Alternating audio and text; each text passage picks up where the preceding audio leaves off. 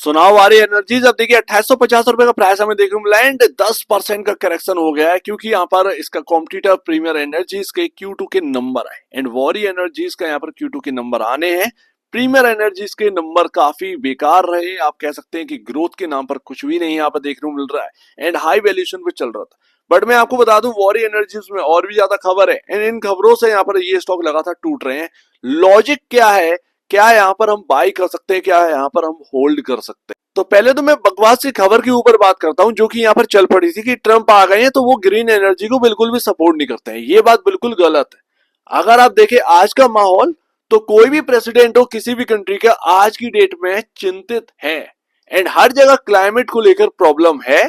चाहे वो यूएस हो, यूके हो, फ्रांस हो, जर्मनी हो, कोई भी हो आगे बढ़कर यही बोलेगा कि ग्रीन एनर्जी चाहिए। तो यूएस के अंदर जो ट्रंप आए हैं उनका जो सपोर्टर सबसे बड़ा कौन है? Elon Musk.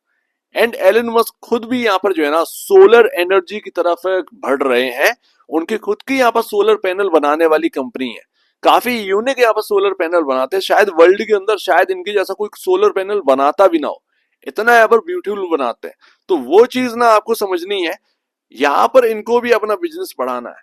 ये बात बिल्कुल गलत है कि यहाँ पर जो सोलर पैनल स्टॉक्स हैं या फिर वगैरह वगैरह सोलर एनर्जी के ऊपर जो हम बढ़ रहे हैं वो सब फीकी पड़ जाएगी, बेकार हो जाएगी। 2030 का जो टारगेट यहाँ पर लिया गया है उसको लेकर चलना है और यहाँ पर ट्रंप इस चीज को नहीं रोकें क्योंकि अगर हम यहाँ पर रोक देते हैं ना तो ग्लोबल वार्मिंग जिस तरीके से यहाँ पर जो है ना सब कुछ बेकार कर रही है वो और भी ज्यादा भयानक हो सकती है अगले 10 15 20 सालों में। तो तब आप क्या करेंगे? ये बात सबसे बड़ी है। एंड अच्छा है यहाँ पर जो प्रेसिडेंट ना वही चीजें लेगा यहाँ पर डिसीजन जो पहले से सही चलती आ रही है उनको बंद नहीं करते हैं। तो वो चीज ना गलत है। इंडिया में स्टॉक्स टूटने लगे बट कहीं ना कहीं एक अपॉर्चुनिटी क्रिएट करेगी। अब आज हुआ क्या कि प्रीमियर एनर्जीज के नंबर आए Q2 के, उन नंबर्स में ग्रोथ नहीं, नंबर्स खराब नहीं है, ग्रोथ नहीं है। Premier energies already high valuation पर ट्रेड कर रहा था वॉरी एनर्जीज के कंपैरिजन, चाहे आप कितना भी यहाँ पर जो है उसको कंपेयर कर लीजिए आपको समझ में आ जाएगा। अब यहाँ पर आप ग्रोथ ला नहीं पा रहे, हाई वैल्यूएशन पर ट्रेड कर रहे हैं, आपका यहाँ पर हो गया करेक्शन। अब इस चक्कर में ना वॉरी एनर्जी टूट गया कि बॉस अगर इनके Q2 के नंबर खराब आए तो हमारे भी यहाँ पर इनलाइन नंबर आ सकते हैं। नंबर वीक नहीं है क्वार्टर दर क्वार्टर बेसिस पर बट इनलाइन है।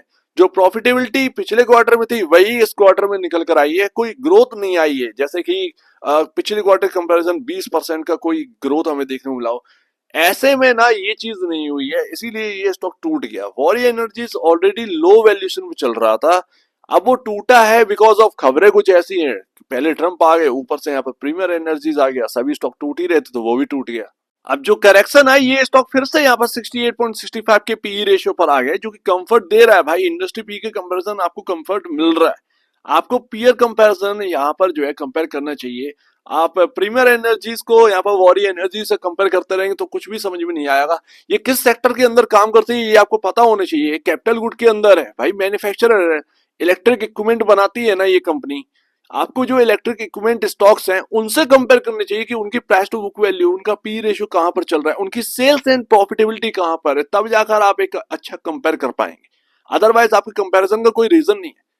Price to book value 10.16 time पर ट्रेड कर रहा है, यही तो मैं आपको बता रहा हूं कि यहाँ पर बाकियों के कंपैरिजन बहुत सस्ता देखने को मिल रहा है। चाहे आप वो पी रेशियो में देख लीजिए, चाहे आप प्राइस टू बुक वैल्यू में देख लीजिए, या कह दीजिए कि करंट सिनेरियो कुछ इस तरीके का चल रहा है कि इसको सपोर्ट नहीं मिल पा रहा है। अब देखिए मैं आपके सामने 4800 चिल्लाता रहा, उसमें से आपका 3700 तो आ गया, 2400 से 3700 तो आ गया।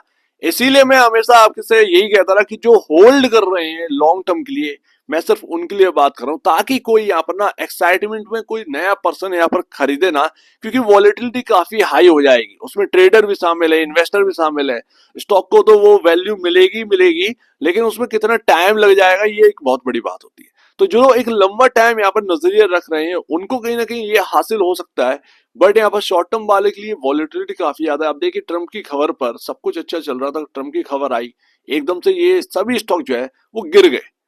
अब ऐसे में आप कुछ नहीं कर पाएंगे, तो आपका यहाँ पर ट्रेड जो है वो बिल्कुल खराब हो गया। न्यूज बेस्ड अगर कुछ आ गया तो आपका एक बना बनाया ट्रेड बिल्कुल खराब हो जाता है, चाहे आप कितने भी बड़े दिग्गज बने रहिए। अब यहाँ पर अगर आप देखेंगे तो एबीबी इंडिया हुआ, आपका सीजी पावर हुआ, इन सबके यहाँ पर ना प्राइस टू बुक वैल्यू कहाँ पर है? वही चीज आप देखिए ना, 10.75 टाइम, इवन आज की गिरावट के बाद 10 टाइम पर मिल रहा है, 10 टाइम पर मिल रहा है। मैं यही कह रहा था कि अगर 15 टाइम पर भी ट्रेड करेगा ना, तब भी यहाँ पर जो है मार्केट में एक सस्टेनेबिलिटी रहेगी इस स्टॉक के अंदर। अब यहाँ पर मैंने ये कंपैरिजन सिर्फ और सिर्फ प्राइस टू बुक वैल्यू के बेसिस पर नहीं किया था, प्रॉफिटेबिलिटी दिखाई, सेल्स दिखाई। सेल्स में कोई कम नहीं है, 11-12 हजार करोड़ के आसपास की सेल्स है। प्रॉफिटेबिलिटी यहाँ पर 1200 करोड़ की है। एबीबी इंडिया 1600 करोड़ के आसपास की प्रॉफिटेबिलिटी है, थोड़ा सा ही कम है, 400 करोड़ का अंतर है। तो उस हिसाब से प्राइस टू बुक वैल्यू में भी मैंने अंतर रखा है। वो 22 पर ट्रेड कर रहा है, आप 15 पर ट्रेड कर रही है, काफी बड़ा अंतर कर दिया है। इतना बड़ा अंतर होना भी नहीं चाहिए था, लेकिन मैं एक एडजस्टमेंट लेकर चल रहा हूँ। कम से कम इसको रियल वैल्यू तो मिलनी चाहिए। एंड अगर 15 टाइम पर ट्रेड करेगा तो बॉस 4800 का सीधा सीधा प्राइस बन जाता है। एंड लास्ट तो वारी एनर्जीज के अंदर सपोर्ट कहां से ढूंढे, क्योंकि चार्ट काफी छोटा है। तो देखिए पहला सपोर्ट तो हमें यही दिख रहा है, जो कि यहाँ पर बता रहा है कि सेलिंग जो आई थी, सपोर्ट लिया था 2700 से एंड घूम गया था। उसके बाद एक बड़ी तेजी यहाँ पर देखने को मिली थी। 2700 तो हमारा पहला है जहां से एक सेलिंग आई एंड वहां से बाइंग आई थी, यानी कि 2700 से बाइंग शुरुआत हुई थी। तो वो 2700 हमारे लिए पहला है। एंड जो रेजिस्टेंस हमारे लिए निकला था यहाँ पर 2600 के आसपास का, ये रेजिस्टेंस निकाल कर दौड़ा था। तो ये हमारे लिए 100 रुपए की रेंज है, जो कि अपने लिए काफी अभी इंपॉर्टेंट होगी। इसी जगह से बाइंग आनी चाहिए, लेकिन अगर इस रेंज के नीचे जाता है तो यहाँ पर जो है काम बिल्कुल बिगड़ चुका है कुल मिलाकर, क्योंकि इससे बढ़िया जगह और नहीं हो सकती। 2700 से 2600 के बीच में कहीं सपोर्ट लेना, इससे बढ़िया और जगह है ही नहीं। मैं तो ऑलरेडी आपको बता कि 3000 एक साइकोलॉजिकल लेवल है, 3000 से भी नीचे आ चुका है, 2820 के आसपास है। तो वो 180 रुपए और नीचे मिल रहा है, ये एक शेयर के भाव, मतलब आपका डिस्काउंट पर मिल रहा है। तो अभी इससे बढ़िया जगह नहीं है। बट मेरे ख्याल से ट्रम्प का यहाँ पर ना कुछ लेकर मत चलिएगा, ये सब फालतू की बकवास है। हालांकि इसकी बात की वजह से ना एक अपॉर्चुनिटी क्रिएट हो गई है। Q2 के नंबर इसके भी आने हैं। Q2 के नंबर कैसे आएंगे ये काफी इंपॉर्टेंट रहेगा वॉरी एनर्जीज का। हाई वैल्यूएशन पर ट्रेड नहीं कर रहा है, याद रखिएगा। चाहे आप खुद भी कंपेयर करके देख लीजिएगा, इलेक्ट्रिक इक्विपमेंट के अंदर आप देखिएगा उनका पी रेशियो और प्राइस टू बुक वैल्यू कितना है, आपको खुद ही समझ में आ जाएगा। कहीं दूर दौड़ने की जरूरत ही नहीं है, आप खुद ही कह लेंगे कि वॉरी एनर्जी सस्ता है वाकई में। सो उम्मीद है काफी कुछ आपको समझ में आया होगा। एक बार निवेश से पहले या बेसिस पहले अपने ब्रोकर एडवाइस से जरूर सलाह लीजिएगा, खुद की स्टडी करेगा, उससे बेहतर कुछ भी नहीं है। खुद की स्टडी मस्ट है, तो आप दीजिए मुझे देख लीजिए। वो तो धन्यवाद दोस्तों।